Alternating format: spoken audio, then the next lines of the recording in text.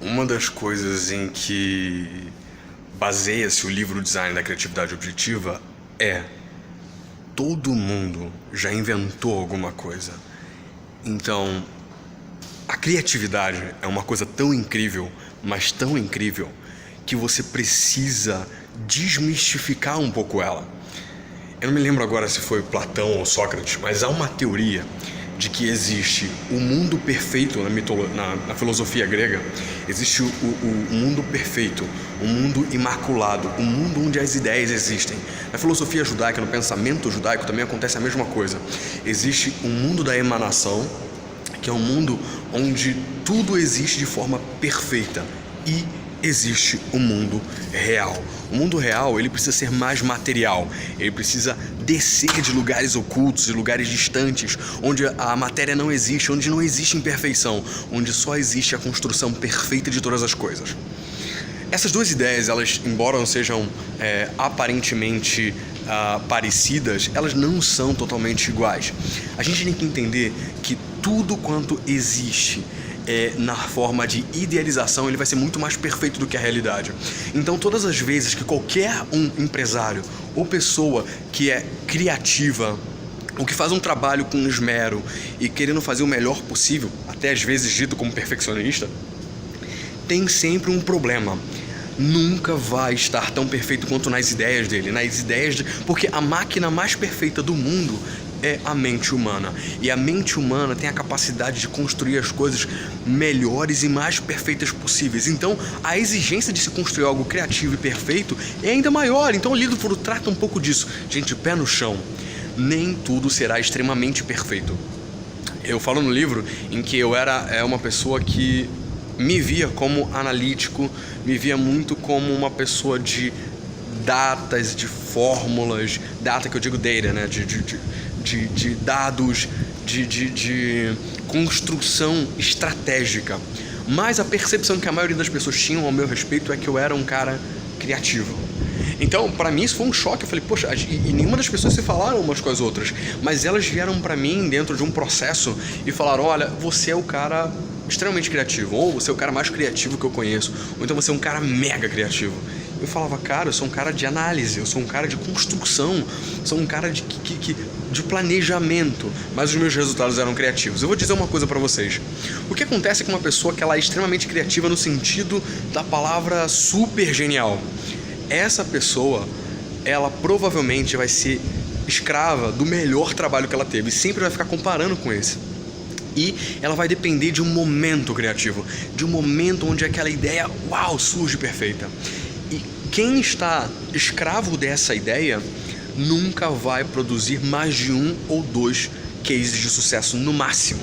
Agora, a pessoa que se programa para ser o melhor profissional e que ela tem um planejamento de crescimento, e ela usa, lógico, a fórmula do livro, que é uma fórmula de crescimento constante, ele sempre será produtivo em sua criatividade. Por isso que o nome do livro é o Design da Criatividade Objetiva. Ele projeta em você, ele traz um plano, ele traça um plano estratégico de desenvolvimento de design, ou seja, não visual, mas ele faz um planejamento estratégico para que você possa ser criativo independente da circunstância, independente de prazo, independente de circunstâncias externas. Então, o que vai acontecer com o seu produto? Você precisa com que o seu produto ele seja rápido. Então, por isso, o livro não trata de você esperar demais ter uma ideia criativa. Ele não trata de você construir alguma coisa com um tempo extremamente demorado. Não, ele trata de lance com a menor estrutura possível e que dê certo. Faça um teste para que ele cause um erro. E você vai ver que o esforço... e lance data para que aquilo aconteça. Por exemplo, o livro, eu falei, cara, se eu for depender de criar uma oportunidade para poder escrever um livro, eu vou demorar 2, 3 anos para escrever um livro. Então o que eu fiz? Eu estabeleci 60 dias para eu escrever, editar, ter a ideia e provar que é possível criar um produto incrível, que possa mexer com as pessoas e que eu possa entregar alguma coisa que seja de mim, que seja uma oferta minha, que seja um presente meu para a sociedade. Ou seja, eu queria transformar o mundo, eu queria trazer provar que a minha ideia de fazer o que eu faço forma criativa em pouco tempo é possível, e queria também construir isso para que outras pessoas pudessem aplicar a mesma forma que eu aplico. Significa que qualquer um pode ser criativo em pouco tempo e fazer coisas, tudo aquilo que eu faço em pouco tempo, tudo aquilo que eu construo em pouco tempo? Significa, mas a pessoa tem que seguir os mesmos skills que eu construí para poder chegar onde eu cheguei. Por isso o livro, por isso o curso. Então, precisa de quê? Para que você possa ser criativo e possa melhorar um produto cada vez mais e ser objetivo naquilo que você faz. Construir coisas e objetivar coisas e construir algo que possa ser permanente.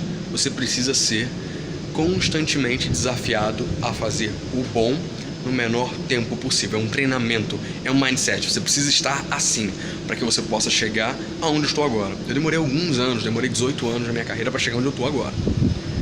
Mas eu construí algo que ninguém pode tirar de mim. Agora, o que eu estou querendo fazer? Eu quero com que mais pessoas possam, em menos tempo, ou seja, economizar todo esse tempo de sofrimento que eu tive, para poder chegar aonde eu cheguei. Ok? E isso não é difícil.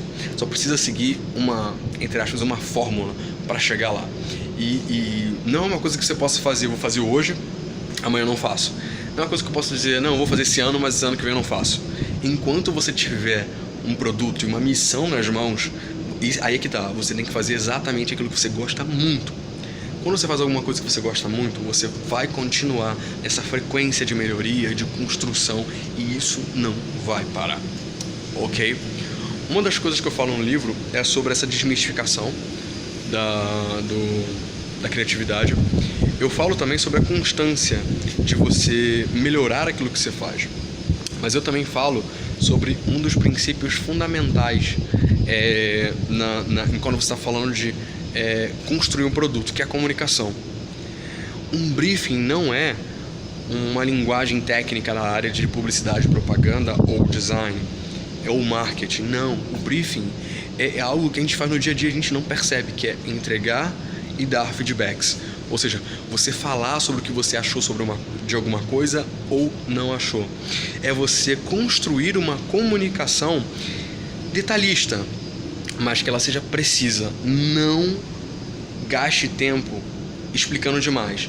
O seu consumidor precisa entender rápido. Quem precisa gastar tempo com a comunicação é você. Você precisa gastar tempo construindo uma comunicação para que você possa entender perfeitamente aquilo que está sendo dito. Mais do que isso, você precisa construir em você um mindset de vou ser detalhista, não perguntar. Não é perguntar muita coisa, mas aquilo que você for perguntar, seja direto, específico e construa com curiosidade, mas com vontade. Alguns momentos, algumas pessoas não vão entender isso. Vou falar, cara, tá perguntando isso de novo, esse cara é idiota, essa pessoa é idiota. Mas quem mais faz pergunta e quem mais melhora a sua capacidade de ouvir mais do que falar, ou seja, tem um ditado muito antigo, esse é um dos grandes segredos de você ter uma boa comunicação. Nós temos 2 ouvidos e uma boca, ou seja, a gente tem que ouvir muito mais do que falar. Então, a gente está construindo produtos, a gente tem que falar objetivamente, a gente tem que ser objetivo na fala e tem que ser extremamente meticuloso em ouvir. O seu consumidor precisa que você o ouça. Uma experiência minha dentro desse processo de escutar e fazer pesquisa, eu acho que vocês vão ouvir muito sobre o UX Design ou UX Research ou UX. Tem uma nova modalidade que eu não me lembro agora qual é a diferença, mas tem o UX Research, tem o UX Design, tem uma outra UX que eu não estou me lembrando agora. Assim que eu lembrar, provavelmente eu vou comentar e tal. Me lembre de perguntar sobre isso, talvez aqui nos comentários, que depois eu vou pegar o material que eu estava lendo sobre isso para poder desenvolver melhor, talvez eu me lembre do que eu estava falando. Enfim, nós estamos vivendo num tempo em que está sendo muito valorizado a parte de empatia.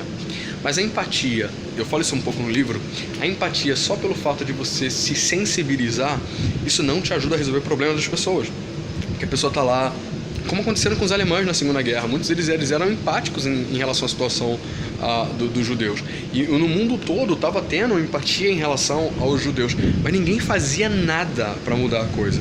Então é diferente você ter a empatia no sentido de sensibilização ou a empatia no sentido de processo para você resolver alguma coisa. Muita gente fala de empatia, mas não fala do processo em você ouvir e resolver o problema daquela pessoa. Quando você está falando de vender o seu produto, provavelmente você vai ficar muito tentado em entregar a venda. O meu produto é muito bom, eu acredito muito nele, então eu vou entregar a venda, então ele é o melhor possível para aquela pessoa. Então as suas perguntas vão ser sempre baseadas: e se você tivesse isso que te resolvesse tal problema? Se você fala isso, você não está interessado em saber o que a pessoa precisa, você está interessado em vender e saber se a pessoa vai aceitar a venda do seu produto. Na verdade, quando a gente está falando de pesquisar do consumidor o que ele precisa o que você espera, sei lá, de um papel higiênico? O que você espera do seu momento no banheiro? O que você espera para resolver o seu problema de suor? O que você espera, em vez de você apresentar o que o seu produto faz como resposta a alguma coisa, antes de saber a pergunta que a pessoa tenha, tente explorar minimamente as perguntas dos seus consumidores. Ok? Essa é a primeira parte, a gente desenvolver completamente toda a parte de construção de ouvir e tentar responder as perguntas de quem são os seus clientes, os stakeholders e etc. Essa é a principal característica que a gente tem que trabalhar que é a parte do livro, que é onde a gente aprende a ouvir, porque o ouvir diferente faz com que a gente tenha essa ideia de que eu posso resolver mais problemas das pessoas. Quando você ouve um problema dela, pode ser que você consiga resolver um problema que ninguém conseguiu resolver, e isso é dito como criatividade objetiva. Eu lembro que há muito tempo atrás eu ouvi a história, lá na época da faculdade, que o professor trabalhou na campanha eu não me lembro se foi a Brastemp. E aí, na campanha da Brastemp, eles pesquisaram, olha quanto tempo tem isso, com as consumidoras, o que elas achavam da Brastemp e o que elas achavam de outras máquinas de lavar. Então a pergunta não era só sobre especificamente a Brastemp. Mas aí quando foram perguntar sobre as outras máquinas de lavar, perguntaram: o que você acha da sua máquina de lavar? Algumas consumidoras falavam: ela não é uma Brastemp, mas mesmo assim me serve. Então essa frase, ela não é uma Brastemp, virou campanha da Brastemp na época, porque ouviu os consumidores, e mais do que isso, ele virou praticamente uma referência. Na época, antes da viralização do meme, as pessoas falavam isso. Eu lembro que as pessoas falavam isso ainda na faculdade, ainda na escola, na rua: olha, isso aqui não está muito uma Brastemp não. Virou uma gíria, as pessoas compraram a ideia. Então, você ouvir o seu consumidor vai te gerar criatividade funcional. Não aquela criatividade que legal, poxa, pôneis malditos e ninguém lembra qual é a marca do carro. Então, criatividade precisa ser objetiva, e para isso você precisa ser um exímio ouvinte dos seus consumidores, ok? Bem, leiam o primeiro capítulo inteiro, releiam. Tem algumas coisas que eu falo lá no prefácio, que é sobre a questão dos erros que as pessoas normalmente cometem e como você não ter medo de desbravar. Você precisa ser objetivo, e para ser objetivo você precisa perder o medo de errar, você precisa perder o medo de desbravar. Só quem erra é quem executa. Ninguém lembra de quem não erra, porque quem não erra não faz nada. Agora, a pessoa que faz muito, com certeza ela tem muito mais chance de errar, mas tomara que você aprenda com seus erros, e que os seus erros sejam aquelas falhas pequenas logo no MVP, logo na primeiro teste que você for fazer, e você melhora o seu produto para entregar um produto com entregáveis melhores, mais rápidos e mais efetivos para o seu consumidor. Não tenha medo de errar, não tenha medo de arriscar, mas principalmente seja meticuloso quando você está falando de construção de briefing e de ouvir o seu consumidor, tá bom? Galera, espero que vocês tenham gostado, e nos próximos vídeos a gente vai explorar um pouco mais isso, e a gente lembrando que nessas próximas 4 semanas, é isso que a gente está acertado? Eu não me lembro. Mas nessas próximas semanas a gente vai trabalhar somente o livro e vai ser meticuloso em ouvir o livro. Lembrando que esse livro ele é um produto digital que ele é cooperativo, ou seja, o 2.0 vai sair com a ajuda de vocês e quem sabe com agradecimento também de vocês. Então se vocês viram algum erro, se vocês viram algum processo de melhoria ou tem alguma dúvida, sua dúvida pode entrar no livro, inclusive, né? Na próxima edição do livro. Então comenta aqui embaixo nesse vídeo porque ele vai ser um ótimo catalisador de dúvidas e de material e de matéria-prima para melhorar o produto para vocês, tá bom?